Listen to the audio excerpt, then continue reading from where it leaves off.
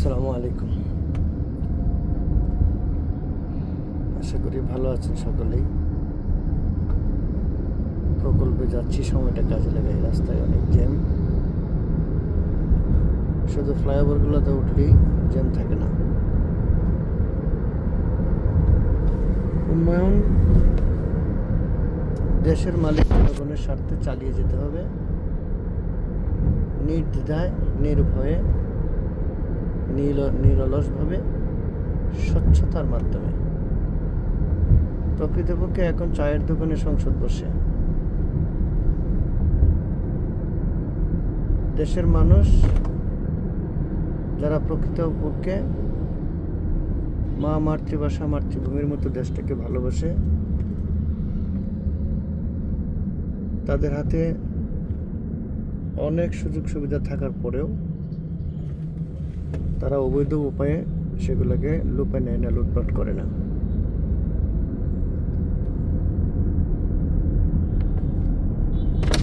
আমরা পরিষ্কার বলতে চাই,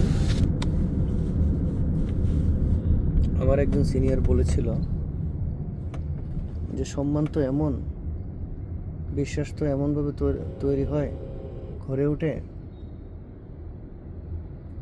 যাকে সম্মান করি বিশ্বাসটা যদি তার প্রতি আমার এই লেভেলে পৌঁছায়, তাহলে সে যদি বলে আমি পায়খানা করব, তাহলে আমি হাত পেতে দিব, আমার হাতে পায়খানা করুন। আবার আরেকটা বিশ্বাস দেখলাম,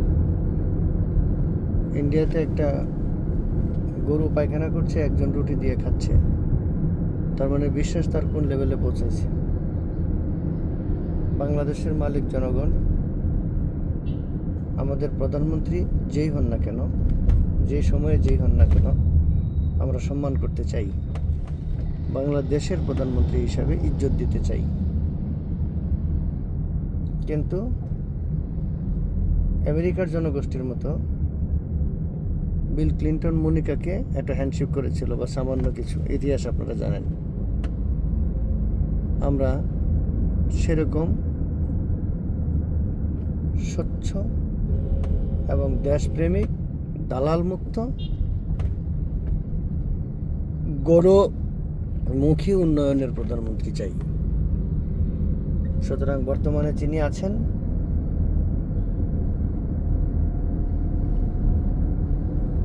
আমরা এই কথা বলতে পারি না যে উনি চাইনিজ প্রেসিডেন্টের মতো, রাশিয়ার পুতিনের মতো এবং অন্য দেশের শৈশব থেকে বেড়ে ওঠা অনেক পরিশ্রমের মাধ্যমে দেশের প্রধান হওয়ার মতো নয়। আপনি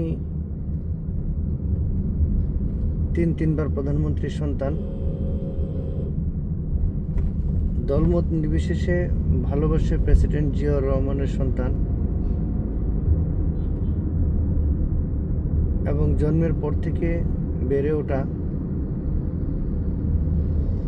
একেবারেই একটা দেশের, একটা পরিবারের, একটা সমাজের সর্বোচ্চ স্থান থেকে, সর্বোচ্চ পরিবার থেকে সর্বোচ্চ নিরাপত্তা, ব্যক্তি, পরিবার, সমাজ ও রাষ্ট্রীয় সুবিধা পেয়ে বড় হয়েছেন।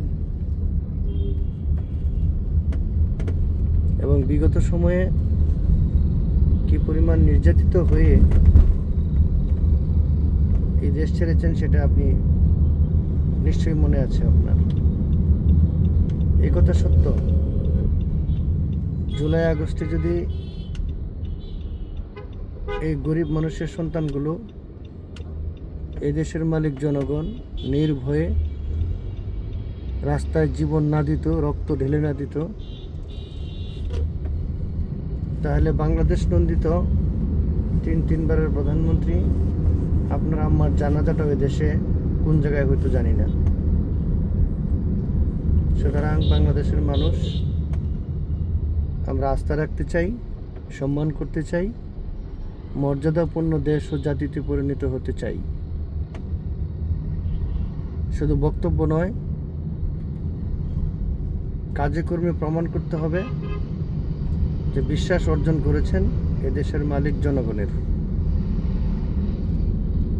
সরকারের পরিচালনাকারীর অনেকগুলো সংস্থায়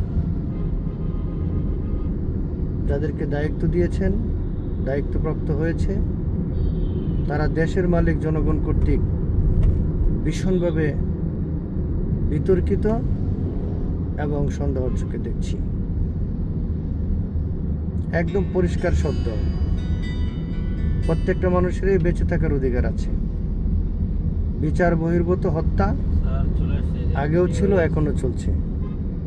এভাবে একটি সুস্থ দেশ চলতে পারে না, একটি ভদ্র দেশ চলতে পারে না, একটি ভদ্র জাতি ও দেশে সম্মানিত হতে পারে না। প্রমাণ করুন মা, মাতৃভাষা, মাতৃভূমি, এই তিনটাকে মায়ের মতোই ভালোবাসুন। বারবার বিশৃঙ্খলা, হত্যা, ধর্ষণ, রক্ত বিশ্ববাসীর কাছে বাংলাদেশকে মর্যাদা এনে দেয় না। সুতরাং এদেশের মানুষের ইচ্ছা, আকাঙ্ক্ষা, গবেষণা, মতামতের ভিত্তিতে এই দেশটা পরিচালনা করার জন্য পদ্ধতির পরিবর্তন প্রয়োজন। জুলাই সনদ বাস্তবায়ন করুন এবং আমাদের সংবিধানের ৭৭ অনুচ্ছেদ ৭৭ ন্যায়পাল পদ্ধতিকে সুসংগঠিত করে বাংলাদেশের প্রত্যেকটা অঞ্চলে নাগরিক কমিটির মাধ্যমে আপনি সঠিক তথ্যগুলো জানুন যে কোথায় কি হচ্ছে, এবং সর্বোচ্চ ন্যায় বিচারের মাধ্যমে শাস্তিটা নিশ্চিত করুন। দেখবেন নিরাপত্তা চলে আসবে। এবং আন্তর্জাতিক চুক্তিগুলো পাবলিক এক্সপার্ট দ্বারা ভেরিফিকেশন করিয়ে পাবলিক এক্সপার্টদের সাথে নিয়ে নির্ভুল, নিখুঁত এবং বাংলাদেশের স্বার্থকে সর্বোচ্চ রেখে যে কোনো চুক্তি বাস্তবায়ন করতে হবে। ধন্যবাদ।